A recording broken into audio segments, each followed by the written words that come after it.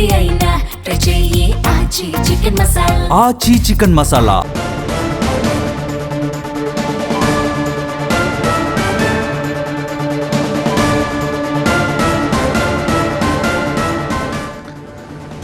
Breaking news చూస్తున్నాం. కల్తీ పాల ఘటనపై సీఎం చంద్రబాబు సమీక్షించారు. జిల్లా కలెక్టర్, ఎస్పీ అధికారుల నుంచి వివరాలు సేకరించారు సీఎం. అలాగే బాధితులకు అందుతున్న వైద్య సాయాన్ని సీఎంకు వివరించారు అధికారులు. బాధితులకు మెరుగైన వైద్యం అందించాలని చంద్రబాబు సూచించారు. రాజమండ్రి చుట్టుపక్కల విక్రయదారులు 106 ఇళ్లకు పాలు పంపిణీ చేస్తున్నారని వివరించారు అధికారులు. పాలు వాడిన 75 మంది శాంపిల్స్ని సేకరించామని చెప్పారు అధికారులు. ఒకవేళ కల్తీ పాలన కనుక రుజువైతే కఠిన చర్యలు తీసుకోవాలని ఆదేశించారు సీఎం చంద్రబాబు. అధికారులు వెంటనే రాజమండ్రి వెళ్లాలని కూడా సీఎం ఆదేశాలు జారీ చేశారు. కల్తీ పాల ఘటనపై చంద్రబాబు సమీక్షించారు. జిల్లా కలెక్టర్, ఎస్పీ అధికారుల నుంచి వివరాలు సేకరించారు. అండ్ ఇప్పటిదాకా మనం కలెక్టర్, ఎస్పీ ఉన్నతాధికారులు మాట్లాడడం కూడా మనం చూసాం. ఇటు ఎవరైతే దాన్ని కన్జ్యూమ్ చేశారో, పాలన తీసుకున్నారో వారందరి దగ్గర నుంచి రక్త నమూనాలు సేకరిస్తున్నాం, ఇంతమంది సేకరించామని చెప్పారు.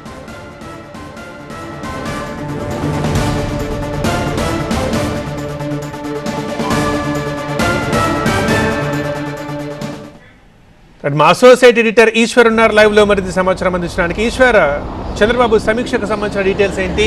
సీఎం ఏమని ఆదేశాలు జారీ చేశారు? ఇప్పటిదాకా దీంట్లో ఉన్న అప్డేట్ ఏంటి? ఎక్కడైనా తేలిందా, రుజువైందా ఈ పాలకు సంబంధించిందే అని? ఈ ఘటనని రాష్ట్ర ప్రభుత్వం చాలా సీరియస్గా తీసుకుంది. ఎందుకంటే ఇది కేవలం ఫిజికల్గా వచ్చిన సమస్య మాత్రమే కాదు, దీని ద్వారా భౌతికంగా బాధపడుతున్న వాళ్ళే కాదు, ఇది ఒక మెంటల్ ట్రామా. ఇది కేవలం రాజమండ్రికే పరిమితం అవ్వలేదు. ఘటన జరిగింది రాజమండ్రి అయినప్పటికీ రాష్ట్ర వ్యాప్తంగా పెద్ద ఎత్తున సంచలనంగా మారింది, పెద్ద ఎత్తున కలకలం రేపింది. ఎందుకంటే నిద్రలేస్తే అందరికీ పాలతోనే జీవితాలు చాలామందికి ప్రారంభమవుతాయి. టీ, కాఫీ రూపంలో కావచ్చు, అన్నీ పాలతోనే, చిన్నపిల్లలకి ఇచ్చే పాలు కావచ్చు. దీంతో ఒక్కసారిగా రాష్ట్రం మొత్తం అలజడి రేగిందని చెప్పాలి. ఈ నేపథ్యంలో రాష్ట్ర ప్రభుత్వం కూడా అంతే వేగంగా స్పందిస్తోంది.